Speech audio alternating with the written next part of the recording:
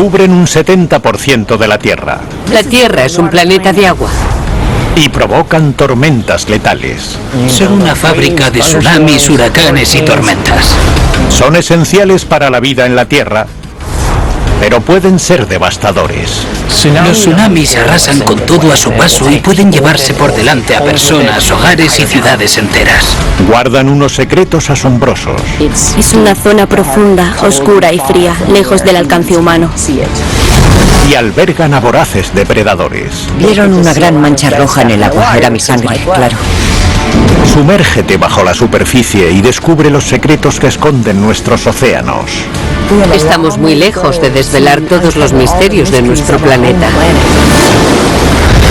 La Tierra, un planeta misterioso y complejo.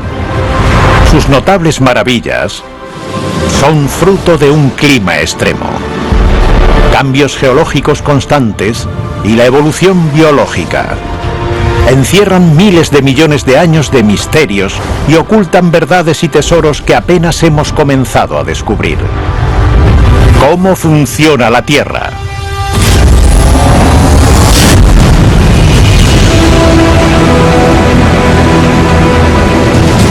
Existe una fuerza que nos atrae a los océanos. Jugamos en sus orillas, los cruzamos para el comercio y la investigación y nos proporcionan alimento. La Tierra es un planeta de agua. Un 70% de la superficie terrestre está cubierta por un océano interconectado. El Atlántico está conectado con el Pacífico, este con el Índico y así sucesivamente. Y sin embargo, sabemos más de la superficie de la Luna que de las profundidades marinas. Solo hemos cartografiado un 20% del lecho oceánico. Es solo una pequeña parte de la inmensidad del océano. Aquí se generan las grandes tormentas del planeta. Ciclones, tifones y huracanes devastadores. Los huracanes se alimentan del agua cálida oceánica. Al evaporarse impulsa el aire cálido hacia la atmósfera, que se condensa en forma de nubes y agua, creando la tormenta. Luego el aire se hunde y ese movimiento ascendente y descendente del aire cálido genera una corriente circular de vientos intensos que pone en marcha el huracán. Por peligrosos que sean, el planeta tendría los días contados sin ellos. Sin los océanos no habría vida. Son parte de una red compleja que hace que todo funcione y sin ellos esa red se paralizaría. Curiosamente, muchos de los ríos y lagos de agua dulce no existirían sin los océanos. La solución a esta paradoja puede caerte del cielo. El sol calienta el océano. Después esa agua cálida se evapora en la atmósfera y se condensa en forma de nubes. Las nubes generan precipitaciones en todo el planeta. Esas lluvias abastecen nuestros ríos, lagos y arroyos con agua dulce. Luego, toda esa agua termina en los océanos y el ciclo vuelve a empezar. Los océanos no solo son una fuente de vida, también regulan la temperatura del planeta. Los océanos son los motores que ponen en marcha los patrones climáticos y el futuro clima del planeta. El agua oceánica es más fría cerca de los polos y más cálida hacia el ecuador. Pero las numerosas corrientes como la del Golfo empujan el agua alrededor de la Tierra, distribuyendo el calor y regulando las temperaturas. Pregunta a alguien de Inglaterra por qué la temperatura es más cálida allí que en otros países en la misma latitud como Canadá. Inglaterra tiene un clima lluvioso y relativamente templado y Canadá es casi polar. La respuesta se encuentra en las transferencias térmicas que producen las corrientes. Estas corrientes forman parte de un extenso sistema global que transporta el agua entre las cuencas oceánicas. Lo llamamos la cinta transportadora oceánica. La cinta transportadora se mueve a causa de varias fuerzas. El viento, la rotación de la Tierra y la gravedad de la Luna son algunas de ellas. Pero como en cualquier receta, la cinta transportadora oceánica requiere una pizca de sal y calor. Hablamos de circulación termoalina. El término deriva de termos, caliente, y halos, sal. Veamos cómo la sal y el calor mueven los océanos. A medida que el agua cálida se aleja del ecuador y se enfría, la concentración salina aumenta debido a la evaporación. Esto provoca que el agua sea más densa y pesada. En latitudes altas, el agua salada se mezcla con el agua dulce menos densa y se hunde. Después, las corrientes oceánicas empujan esa fría masa salada hacia el ecuador, donde se vuelve a calentar y bien flota o se hunde, continuando la cinta transportadora oceánica en un círculo sin fin que puede tardar 1000 años en completarse. Así es como las corrientes oceánicas distribuyen el calor en los océanos. Sin embargo, en las últimas décadas, las investigaciones apuntan que la cinta transportadora puede estar ralentizándose. La causa la hallamos en el norte, donde los casquetes polares se están derritiendo mezclando las frías masas de agua dulce con el agua salada del océano. Los glaciares vierten enormes masas de agua dulce en el océano. Y esto no solo puede provocar un aumento del nivel del agua, sino que puede alterar la química del océano y también cambiar los patrones de las corrientes. El exceso de agua dulce disminuye la concentración de sal en el océano y reduce la velocidad a la que se hunde. La cinta transportadora se ralentiza hacia el sur y, aún peor, amenaza con detenerse por completo. Si estas corrientes frenasen ahora en seco, sería catastrófico para la vida real, tal y como la conocemos. Sin la transferencia térmica, la temperatura en Europa baja 7 grados centígrados. En la costa este de Estados Unidos aumenta el nivel de agua e inunda varias ciudades. En los trópicos, el calentamiento del agua alimenta más huracanes. La vida que conocemos cambia siempre. Pero mientras algunos de los cambios, como la ralentización de las corrientes, son relativamente lentos, otros son inesperados y de una fuerza extrema, como los tsunamis. 11 de marzo de 2011. Un terremoto submarino de magnitud 9 en las costas de Japón desencadena una ola mortal de más de 9 metros que se aproxima implacablemente a la velocidad de un avión. No son las típicas olas causadas por el viento. Un tsunami se produce generalmente a causa de un terremoto submarino. El desplazamiento del suelo marino impulsa una masa de agua que genera la onda del tsunami y después se propaga a través del océano. En los tsunamis suelen producirse una serie de ondas que se generan en el lugar de origen, formando círculos concéntricos. Estas ondas pueden viajar a la velocidad de un avión y ser tremendamente destructivas. El tsunami de Japón en 2011 penetró 10 metros tierra adentro y acabó con más de 18.000 vidas. La fuerza extrema de la ola causa un impacto inicial que puede inundar las ciudades, pero lo que ocurre después es que la ola se retrae hacia el océano y arrastra consigo personas y ciudades enteras. El seísmo genera otro tsunami que se precipita hacia los Estados Unidos. Y Crescent City, una ciudad de California acostumbrada a la desatada furia del océano, se prepara para el impacto.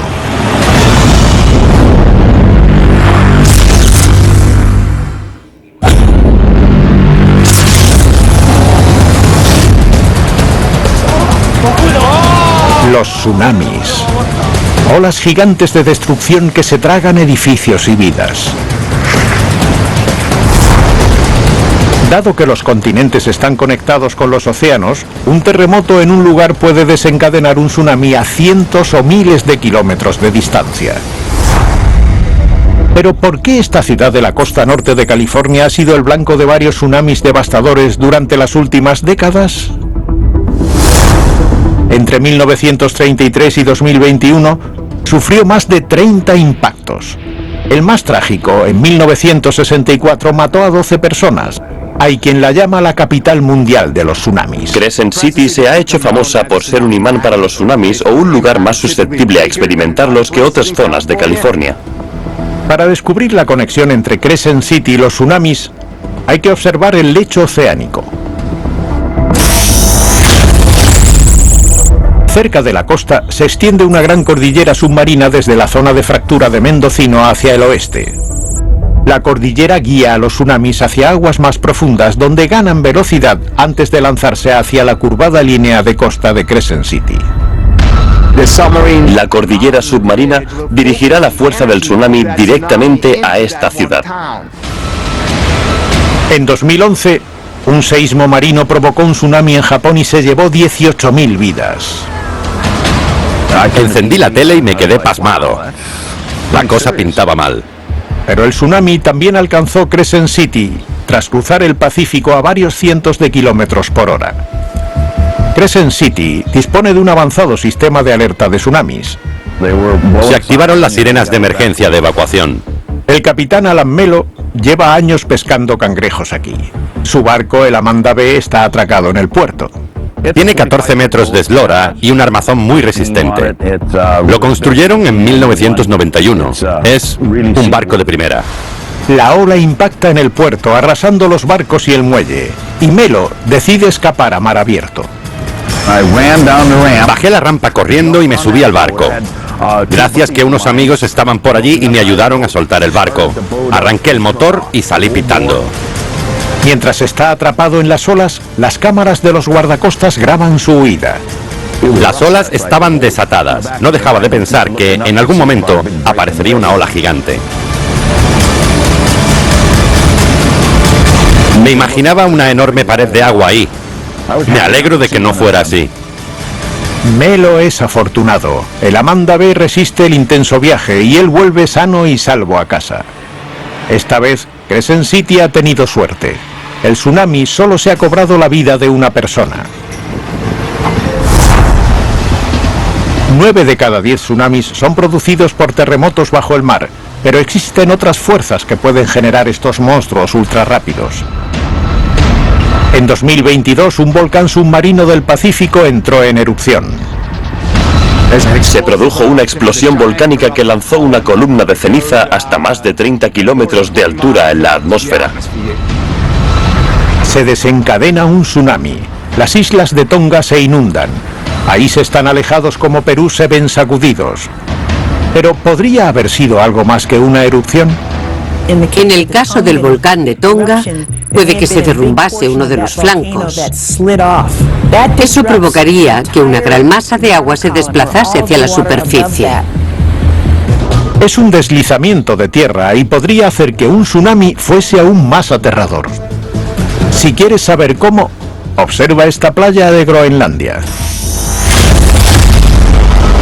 Este tsunami de 2017, que destrozó edificios y mató a 4 personas, no es el resultado de las ondas expansivas de un terremoto, sino de un derrumbe gigantesco a 30 kilómetros de distancia.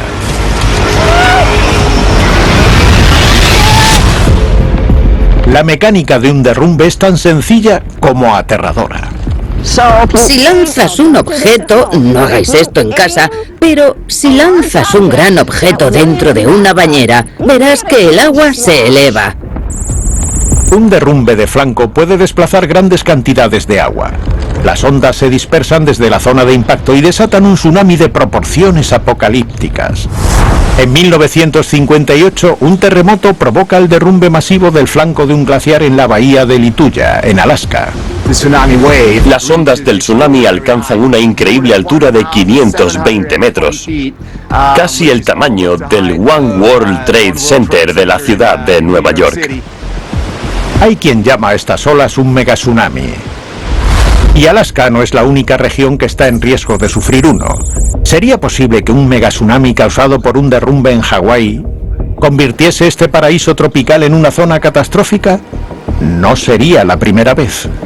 Todas las montañas escarpadas que hay en las islas de Hawái no se originaron debido a la erosión, son producto de derrumbes masivos. Walter Dudley investiga los efectos de los terremotos y los megatsunamis en Hawái. Estas gigantescas olas golpearon las islas hace 1,5 millones de años y también en la actualidad. Hace 120.000 años, aquí en Hawái, se produjo un derrumbe tremendo que provocó un tsunami y generó varias olas que arrastraron escombros de aguas poco profundas y que alcanzaron hasta 300 metros en la isla de Lanai y unos 80 metros aquí en Hawái. Entonces no existían humanos ni infraestructuras. Eso no es destrucción, es la madre naturaleza reorganizando las cosas. Ella lo tiene todo bajo control. El volcán hawaiano Kilauea ha estado muy inquieto últimamente. ¿Podría ser la señal de un posible derrumbe y un megatsunami? Podría tardar cientos de miles de años en suceder. Pero si ocurriese ahora... Un gran derrumbe crearía un tsunami con olas de más de 300 metros de altura. La cuestión no es si va a pasar, sino cuándo. Y cuando suceda, ¿cómo afectaría a las islas Hawái? Y más allá.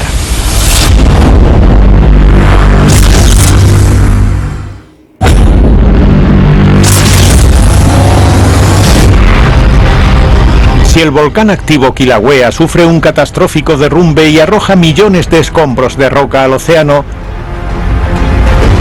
¿qué sería de Hawái? Piénsalo. En 1946 un tsunami producido por un derrumbe alcanzó Hilo. Ocasionó la muerte de más de 165 personas y causó daños por valor de varios millones de dólares. Y hablamos de una ola de solo 14 metros. Pero un megatsunami podía ser 30 veces más grande. De modo que esos corrimientos de tierra o derrumbes podrían generar un tsunami con olas de más de 300 metros de altura. Imagina el impacto de la ola, destrozando casas, inundando las islas, arrastrando consigo coches, edificios y personas mar adentro, sembrando la destrucción a su paso. Cuando los tsunamis llegan a tierra, recogen un montón de escombros. Hay pocos estudios sobre las principales causas de muerte, pero los que hay apuntan a fuertes traumatismos y no a ahogamientos. La gente se golpea con objetos contundentes y ahí se acaba todo. Las olas del tsunami avanzarían más allá de Hawái y recorrerían 9.000 kilómetros hasta la costa oeste de Estados Unidos. Existe el temor de que una ola de más de 300 metros penetre varios kilómetros tierra adentro y que inunde varias ciudades como San Diego y Los Ángeles. Pero por suerte para California, los tsunamis causados por derrumbes no actúan de ese modo. Las ondas interactúan entre ellas a medida que avanzan, de modo que esas olas en la costa de California solo alcanzarían 1 o 2 metros. Podrían ser peligrosas, pero no ocasionarían una catástrofe. Si bien los océanos pueden ser el fin de la vida, ¿es posible que la vida también comenzase en ellos? A más de 3 kilómetros bajo la superficie, en la helada oscuridad del suelo oceánico, encontramos lo que parecen ser chimeneas humeantes. Se trata de fuentes hidrotermales. Se forman debido a la expansión de la corteza terrestre. Esta expansión provoca grietas en el suelo oceánico que actúan como respiraderos, expulsando fluidos muy calientes del interior de la corteza. Salen a borbotones a través del suelo oceánico a una temperatura que puede llegar a alcanzar los 400 grados centígrados. El agua hirviendo está repleta de nutrientes, lo que convierte a estas fuentes en tiendas de 24 horas para cientos de especies del fondo marino. Puedes ver a los cangrejos subiendo y bajando por las fuentes, a gusanos tubulares, gambas. Nuestro ecosistema es muy peculiar. Pero aunque en el presente las fuentes están repletas de vida, ¿podrían ser el secreto del origen de la vida? Investigamos las fuentes hidrotermales porque pueden ser un reflejo de cómo empezó la vida en la Tierra. Existe una relación muy estrecha entre los procesos biológicos y volcánicos y esta química tan peculiar. Los fósiles más antiguos son de microorganismos de unos 4.000 millones de años. Se han encontrado cerca de las fuentes, pero ¿son algo más que comederos o podría tratarse de una zona de cría? Muchas de las teorías acerca del origen de la vida en el planeta se centran en la relación de las fuentes hidrotermales con los nutrientes y minerales ya presentes en el agua, que actúan como un equipo que pone en marcha la vida. En la actualidad, todos los elementos del océano tienen su espacio en una gran red de vida. Pero existen plantas unicelulares que habitan en la superficie y que son esenciales para todas las formas de vida en la Tierra, incluidos los humanos. El fitoplancton. El fitoplancton es la base de la cadena alimentaria en el océano. Y esta cadena comienza con el fitoplancton, que sirve de alimento a los peces, sobre todo los que ingerimos por sus proteínas y otros mamíferos marinos. ¿Cómo desentrañamos los superpoderes del fitoplancton? Estudiando su biología. Como todas las plantas, el fitoplancton obtiene energía a través de la fotosíntesis y durante el proceso absorbe dióxido de carbono y libera oxígeno. El océano produce un 50% del oxígeno que respiramos, y es así gracias al fitoplancton. Mientras estas pequeñas plantas absorben el carbono en la superficie, oculto en las profundidades se lleva a cabo otro proceso de reducción del carbono. En una misteriosa parte del océano donde habitan extrañas criaturas entre la luz solar y la más profunda oscuridad. Es una zona profunda, oscura y fría, lejos del alcance humano. Es la zona crepuscular.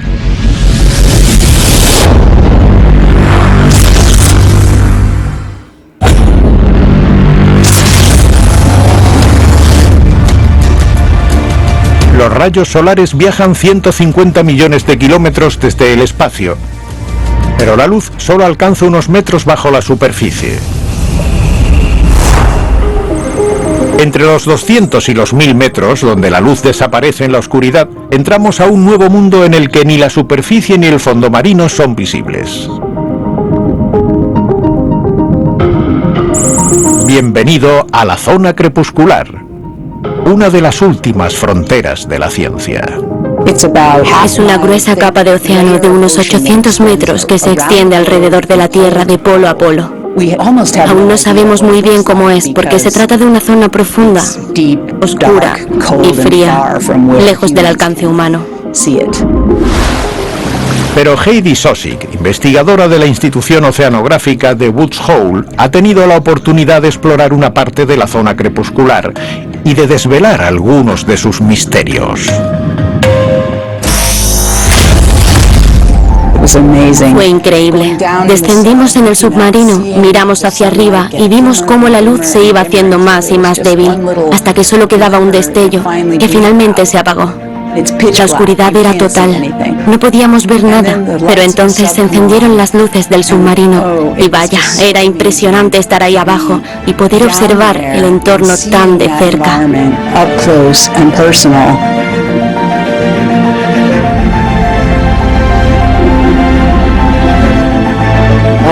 Todas esas criaturas tan alucinantes y extrañas nadando a nuestro alrededor. Este reino frío y oscuro alberga criaturas con formas de vida especializadas. Los científicos han encontrado un gran número de peces que habitan en la zona crepuscular. Puede que haya más que en el resto del océano, aunque tienden a ser más pequeños. Ahora los científicos tienen más datos sobre los extraños habitantes de la zona crepuscular, gracias a las imágenes tomadas a profundidades demasiado peligrosas para los humanos con el Mesobot, un vehículo submarino autónomo diseñado por la institución oceanográfica de Woods Hole. Los vehículos submarinos autónomos son una extensión de nosotros mismos. Los científicos tenemos muchas preguntas que necesitan respuestas y para ello necesitamos herramientas especiales. El submarino puede desplazarse por el océano de forma autónoma y los sensores que tienen incorporados los convierten en sabuesos subacuáticos. Son capaces de localizar organismos, identificarlos y observar cómo se comportan en su hábitat natural, algunas criaturas que no hemos visto antes. Dado que las flotas pesqueras comerciales han comenzado a saquear la zona crepuscular del océano, los científicos de Woods Hole han emprendido un proyecto de 6 años, con el fin de desvelar la relación entre este misterioso mundo y las emisiones globales de carbono. Un proceso vital para la supervivencia de la humanidad. El océano actúa como una esponja absorbiendo mucho dióxido de carbono de la atmósfera, que es como una cuarta parte del carbono que emitimos los humanos. Es una gran noticia, ya que el exceso de carbono calienta el planeta y tiene consecuencias letales.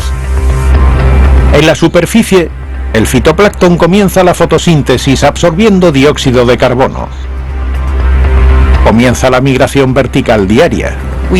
Nos referimos a ella como la mayor migración animal del mundo.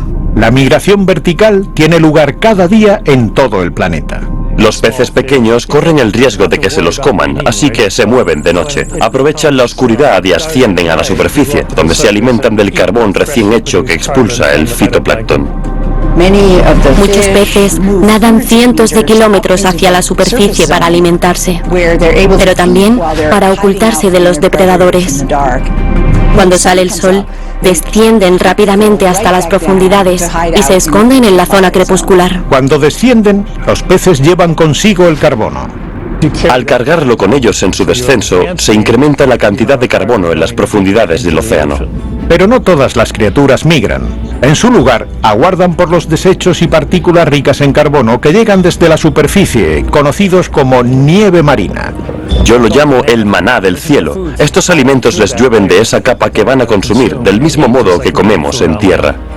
Algunas partículas de nieve marina llegan al lecho oceánico y entran a formar parte del esencial ciclo de reducción de carbono creado en la zona crepuscular. Cuanto más te adentras en el océano, más posibilidades hay de estar alejado de la atmósfera durante cientos o incluso miles de años. Es un sistema superconectado que mantiene sanos nuestros océanos. La migración vertical es tan solo una de las fascinantes estrategias de supervivencia que utilizan los peces a diario. En otro lugar del océano, las anchovetas se arremolinan y forman un cardumen para protegerse de los depredadores. El bonito utiliza una triquiñuela similar. Se parece más bien a un tornado, solo que en lugar de vientos extremos hay bonitos. No lo hacen solo para protegerse, sino para reproducirse. Durante la época de apareamiento, los bonitos macho dejan caer su esperma dentro del cardumen. Las hembras se fecundan de forma aleatoria, contribuyendo a garantizar su descendencia. Aunque cada año millones de atunes quedan atrapados en redes de pesca, de vez en cuando aparece algo más extraño. Es alucinante cuando descubrimos algo que va más allá de nuestra imaginación. Como el monstruo del pollo sin cabeza. De sobra conocido por los pescadores, este pepino de mar de unos 20 centímetros no se filmó en su hábitat natural hasta 2018 cerca de la Antártida. A pesar de sus escasas apariciones en cámara, se cree que estas extrañas criaturas habitan en todo el planeta y que se alimentan de pequeños crustáceos y organismos vivos del lecho oceánico. Siempre que vamos de expedición al océano para una investigación importante, encontramos algo nuevo. Entre el lecho oceánico y la superficie habitan presas y depredadores. Pero de todos los depredadores del océano, no hay otro que cause tanto temor entre los humanos como el tiburón blanco.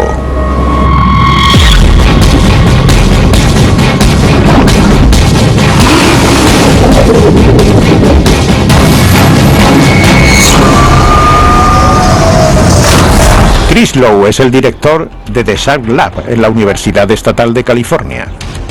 Los tiburones blancos son superdepredadores. Al nacer miden aproximadamente 1 metro, pero de adultos pueden alcanzar los 6 metros. Nunca dejan de crecer. Pueden vivir hasta 70 años y tienen tal fuerza que pueden propulsar una masa de 1.400 kilos a 2 metros sobre el agua. El tiburón blanco consume unas 11 toneladas de comida al año, 20 veces más que la ingesta anual de un humano.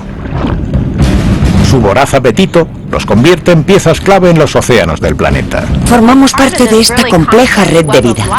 Los tiburones son una pieza central de esa red.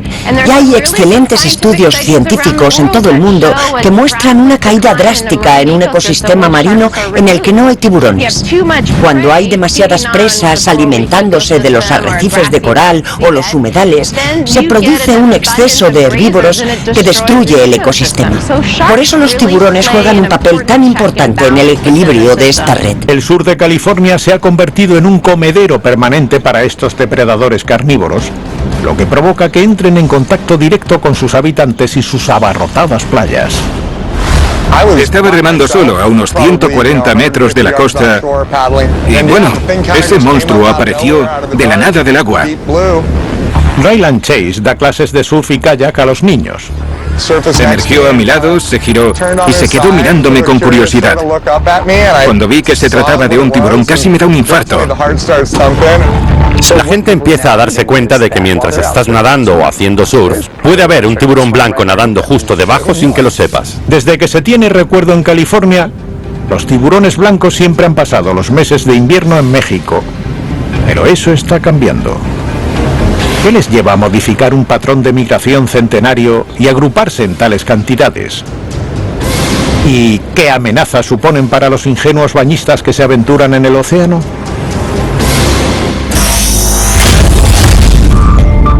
Además de vista, olfato, tacto, gusto y oído, los tiburones blancos tienen un sexto sentido. ¿Sabes cuál es?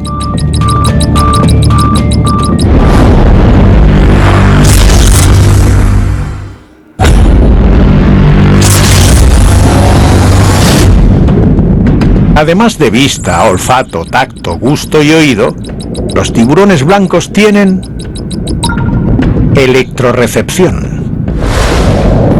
De hecho, todos los tiburones perciben los impulsos eléctricos de las presas cercanas. Les ayuda a saber si algo está vivo o no. El número de tiburones blancos que pululan por la costa de California está aumentando. Las preguntas que todo el mundo se hace son: ¿de dónde vienen los tiburones? ¿Cuánto tiempo se van a quedar? ¿Qué hacen mientras están aquí? ¿Y cuándo se van a marchar? Los tiburones blancos han migrado siempre desde las aguas de México para pasar el verano y la primavera en California, antes de regresar al sur para el invierno. Pero cada vez hay más, y se quedan más tiempo. Vale, ten cuidado. No queremos que se asusten.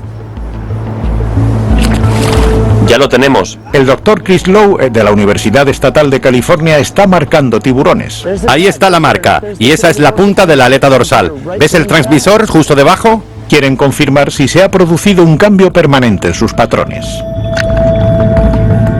Si queremos saber lo que están haciendo los tiburones en todo momento, podemos colocarles un dispositivo de rastreo. ¿Lo tienes? ¡Genial! Normalmente, en el sur de California, los tiburones blancos empiezan a llegar en abril. Y vemos algunos juveniles hasta octubre o noviembre. Ahora nos encontramos tiburones blancos que llegan en febrero y se quedan hasta diciembre o enero. Curiosamente, para descubrir la razón por la que los tiburones blancos se están dirigiendo en masa hacia el norte de California, tenemos que irnos a Alaska.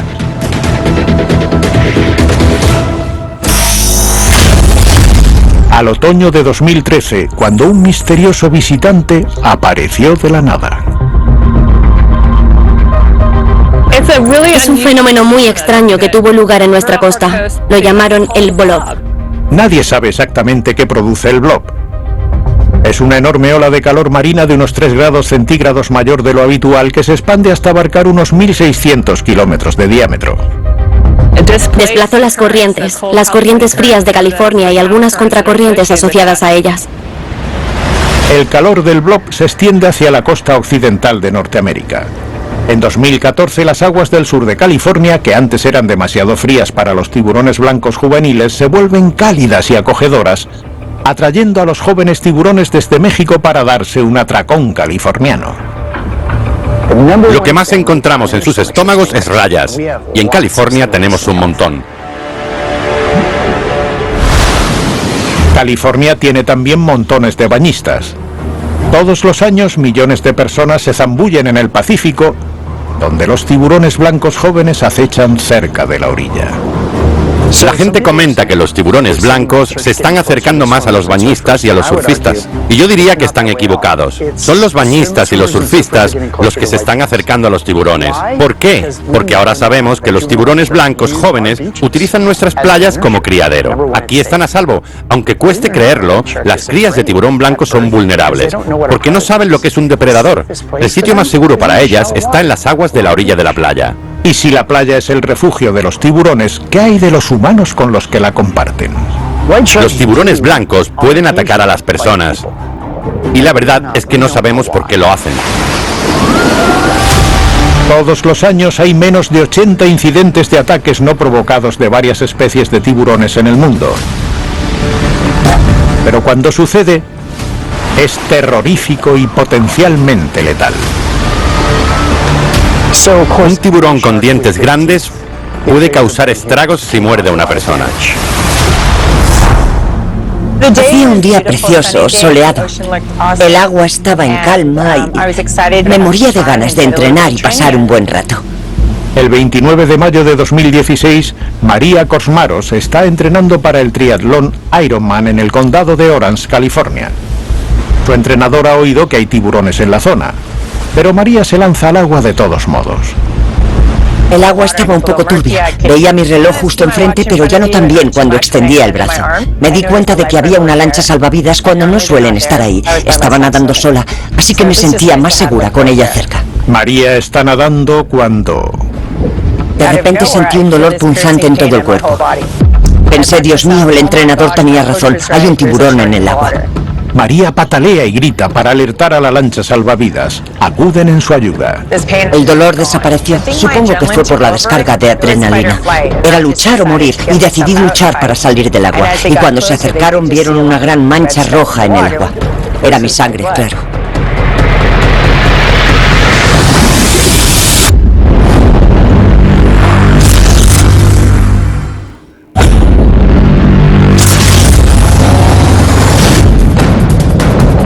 Mientras María Korsmaros nada en la costa sur de California, sufre el ataque de un tiburón.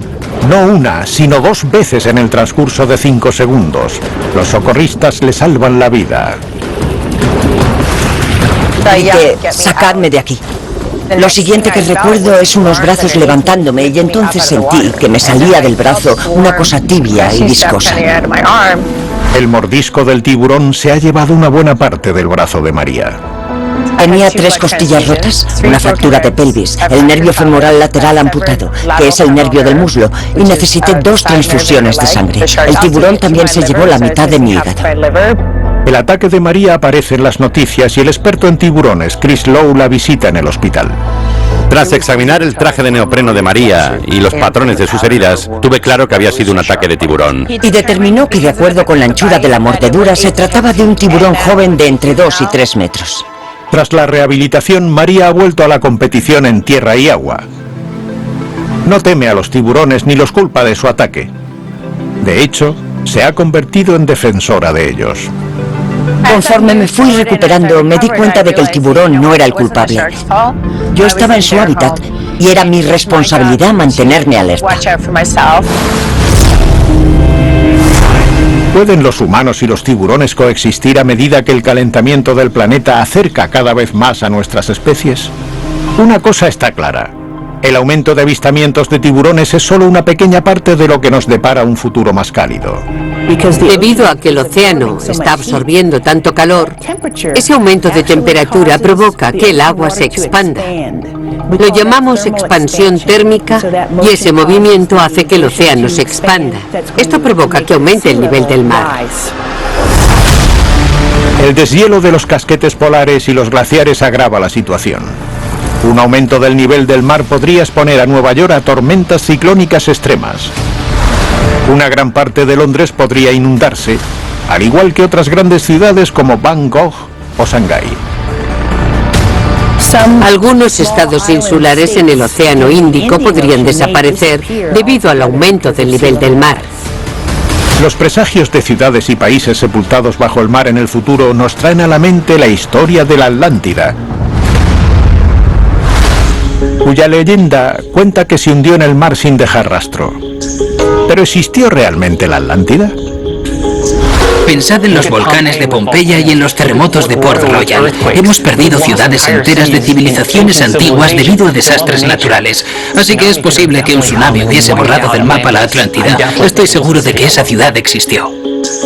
Puede que la Atlántida solo sea una leyenda, pero ¿existen pruebas de una civilización perdida en el Océano Pacífico entre China y Japón frente a la costa de la isla de Yonaguni? En 1986, un submarinista descubrió lo que parecía ser una pirámide escalonada de 20 metros de ancho, 50 metros de largo y 25 metros de alto. Estaba buscando nuevos sitios para bucear. Dijo que fue como doblar una esquina y toparse con un Machu Picchu submarino. Deborah Dixon Smith ha buceado por todo el mundo. Nunca olvidará la primera vez que vio las estructuras de Yonaguni. Le recibe una entrada majestuosa. Tras nadar a través de ella, que es un túnel estrecho, se abre a un gran patio con dos columnas altas que casi llegan a la altura de la superficie. Son idénticas y están perfectamente construidas. Desde allí puedes ver algunos escalones que te llevan a una plataforma enorme. Es fácil imaginarse un grupo de gente ahí abajo. Hace 10.000 años, la isla de Yonaguni era un puente terrestre que conectaba Japón con Taiwán. El puente se hundió a medida que el hielo retrocedió y el nivel del agua aumentó. Si fue creada por el hombre, se construyó aproximadamente 8.000 años antes de nuestra era. La primera vez que vi las ruinas pensé que tenían que ser obra del ser humano. Es difícil creer que la naturaleza hubiese creado algo tan perfecto como esto, pero me surgen dudas porque estas formaciones rocosas tienen unos 10.000 años. Muchos científicos opinan que las estructuras son el resultado de un proceso tan natural como los cambios en los niveles del agua. Están formadas por rocas sedimentarias y estas rocas se forman a modo de capas, de modo que cuando comienza el proceso de erosión, la roca se va desgastando capa a capa. Y con el tiempo se crean estas formas tan espectaculares. Entiendo parte del escepticismo porque los bordes y las esquinas de las estructuras son demasiado perfectos, pero yo me inclino a pensar que son obra de la madre naturaleza. Yonaguni es uno de esos lugares misteriosos que hacen que te vuele la imaginación. Puede que Yonaguni no sea el vestigio de una antigua civilización, pero dado que estas ruinas estuvieron en su día sobre el nivel del mar, Yonaguni es la prueba viviente de que el océano nunca descansa. La vida comenzó en los océanos. Y estas extensas regiones preservan la vida en millones de formas. Atraídos por la luna, impulsados por el viento, expandidos por el hielo. Los océanos pueden elevarse e inundar ciudades, y aún así, la propia civilización que depende de ellos para sobrevivir, los ha utilizado como vertederos. Su futuro y el nuestro están ligados. Viviremos o moriremos juntos.